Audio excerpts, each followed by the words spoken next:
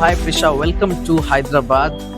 Uh, we had a discussion that as we were always interacting over Zoom, so and you mentioned that you'll be coming to Hyderabad, so that's why here we are. And to all our viewers, we are interacting. We met in a cafe that's called Madikeri Craft Coffee, and we are discussing a topic that's very relevant, which is the Indian Constitution. I mean, when we say Indian Constitution, we have uh, a vast things to discuss. But we'll focus our discussion more towards uh, the instrument, the Constitution as an instrument towards the social revolution, and we'll try to assess how this ambitious experiment over the years has resulted into a story of success or failure or mix of both. I don't know what it is, and it is not right to specifically say that it has been success or failure. Rather, I would say we would rather state some facts and share our perspectives, and then leave it to the audience to decide. Uh, to come out to form their own conclusions. So, like always, we've been discussing. So, first, I would like to understand, or I would like to understand from you that uh, what do we mean by social revolution, and what motivated the framers of the constitution to undertake this experiment at first place. So, Arpit, the reason the Indian Constitution is considered an experiment in social revolution is because the the aim of the Indian Constitution was not just to bring about political democracy, but also social and economic equality. And in fact, the framers of the Indian Constitution saw the Indian Constitution as a vehicle of transformative change. And obviously, when we try to gauge the motivation of the framers of the Indian Constitution, it is important to reflect back on the colonial era and the state the Britishers left India in. So, as all of us know, that colonial rule was marked by economic drain, repression, systemic exploitation, and the framers of the Indian Constitution basically wanted to reverse some of those negative consequences of the British rule in India. Basically, the framers of the Indian Constitution believed that it is not just important to give people a right to vote, but also to create a society where people can live with dignity. And it accorded immense power to the state machinery to basically build this egalitarian society for the citizens. And it is this power accorded to the state machinery is what we call like the social revolution of the Indian Constitution. Absolutely, Prisha. So it's also important to recognize some of the significant successes before we actually dive deeper into the shortcomings that have emerged from the social revolution. For instance, the abolition of the privy purse in 1971. For the audience that, those who do not know what exactly this means is, like it was a move to end the special privileges and the allowances that were given from the government to the rulers of the princely states. Like this helped promote the principle of equal rights for all the citizens, and apart from promoting the equal rights, it also helped in reducing the government expenditure, or government's revenue deficit was also reduced to promote the egalitarian society that you mentioned. Yes, Arpita, I totally agree with what you said. In fact, this reminds me of another, what we can probably call like a success of this social revolution experiment. It is this scheme known as Manrega. So, as you might be aware, it's basically a scheme where they provide 100 days of employment to all the adult members of rural households, and this really enhanced the economic security in the rural parts of India. So we can definitely consider this as another success of the social revolution.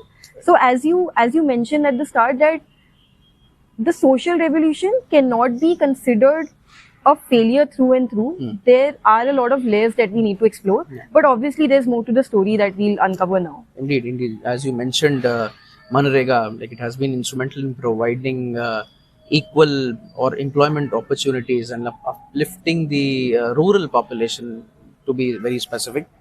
However, there is this social justice through the state intervention. Like it has its own challenges. Like in the pursuit of addressing the market failures and addressing equitable growth, the state sometimes extends its reach to the areas where market mechanisms might have been sufficient.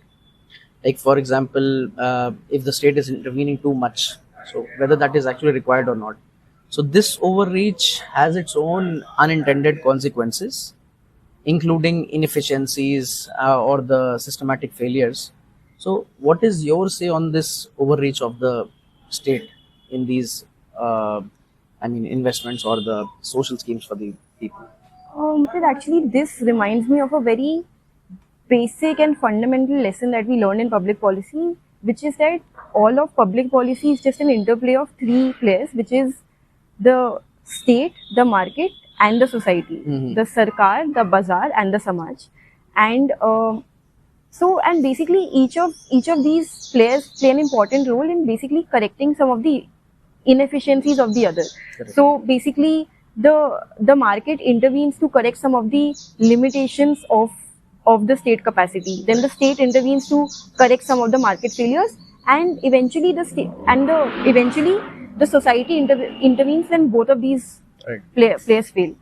But I totally agree with you that the state has definitely stretched itself way beyond way beyond what was needed in the first place. In fact, a very prominent example of the same would be license Raj. So in license Raj, all of the businesses that were operating in India needed to get a lot of different licenses and regulations just to operate in the country.